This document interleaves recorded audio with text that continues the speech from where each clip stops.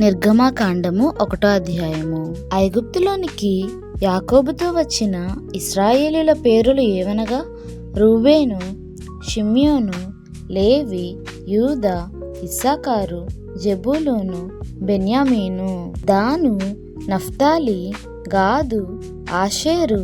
వీరిలో ప్రతివాడును తన తన కుటుంబముతో వచ్చెను. యాకోబు గర్భమున పుట్టిన వారందరూ 70 మంది. అప్పటికి యోసేపు ఐగుప్తులో ఉండెను. యోసేపును అతని అన్నదమ్ములందరూ ఆ తరము వారందరూ చనిపోయిరి. ఇశ్రాయేలీయులు బహు సంతానము గలవారై అభివృద్ధి పొంది విస్తరించి అత్యధికముగా ప్రబలిరి. వారున్న ప్రదేశము వారితో నిండి ఉండెను. అప్పుడు యోసేపును ఎరుగని క్రొత్త రాజు ఐగుప్తును ఏలనారంభించెను. అతడు తన జనులతో ఇట్లనెను, ఇదిగో, ఇశ్రాయేలు సంతతి అయిన ఈ జనము మనకంటే విస్తారముగాను బలిష్టముగాను ఉన్నది.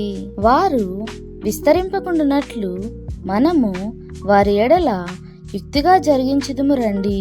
లేని ఎడల యుద్ధము కలుగునప్పుడు కూడా మన శత్రువులతో చేరి మనకు విరోధముగా యుద్ధము చేసి ఈ దేశములో నుండి వెళ్ళిపోదురేమో అనెను. కాబట్టి వారి మీద పెట్టిన భారములలో వారిని శ్రమ పెట్టుటకు వెట్టి పనులు చేయించే అధికారులను వారి మీద నియమింపగా వారు ఫరో కొరకు ధాన్యాదులను నిల్వ చేయు పీతోము, రామేసేసును పట్టణములను కట్టిరి. అయినను ఐగుప్తీయులు వారిని శ్రమ పెట్టిన కొలది వారు విస్తరించి ప్రబలిరి గనుక వారు ఇశ్రాయేలీయుల ఎడల అసహ్యపడిరి. ఇశ్రాయేలీయుల చేత ఐగుప్తీయులు కఠినముగా సేవ చేయించుకునిరి. వారు ఇశ్రాయేలీయుల చేత చేయించుకునిన ప్రతి పనియు కఠినముగా ఉండెను. వారు జిగటమంటి పనిలోను, ఇటుకల పనిలోను, పొలములో చేయు ప్రతి పనిలోను కఠిన సేవ చేయించి వారి ప్రాణములను విసికించిరి.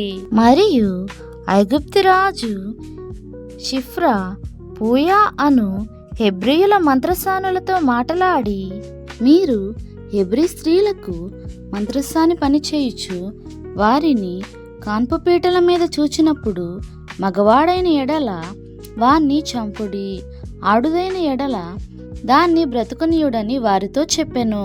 అయితే ఆ మంత్రసానులు దేవునికి భయపడి ఐగుప్తు రాజు తమకు ఆజ్ఞాపించినట్లు చేయక మగపిల్లలను బ్రతుకనీయగా ఐగుప్తు రాజు ఆ మంత్రసానులను పిలిపించి, మీరెందుకు మగపిల్లలను బ్రతుకనిచ్చితిరి?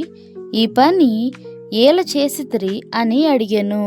అందుకు ఆ మంత్రసానులు, హెబ్రీ స్త్రీలు ఐగుప్తు స్త్రీల వంటి వారు కారు, వారు చురుకైన వారు. మంత్రసాని వారి యొద్దకు వెళ్ళక మునిపే వారు ప్రసవించి ఉందురని ఫరోతో చెప్పిరి. దేవుడు ఆ మంత్రసానులకు మేలు చేసెను. ఆ జనము విస్తరించి మిక్కిలి ప్రబల్లెను.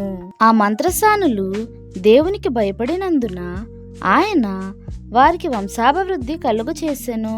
అయితే ఫరో హెబ్రీయులలో పుట్టిన ప్రతి కుమారుణ్ణి నదిలో పారవేయుడి, ప్రతి కుమార్తెను బ్రతుకనీయుడి అని తన జనులందరికీ ఆజ్ఞాపించెను. దేవునికే మహిమ కలుగునుగాక. ఆమేన్.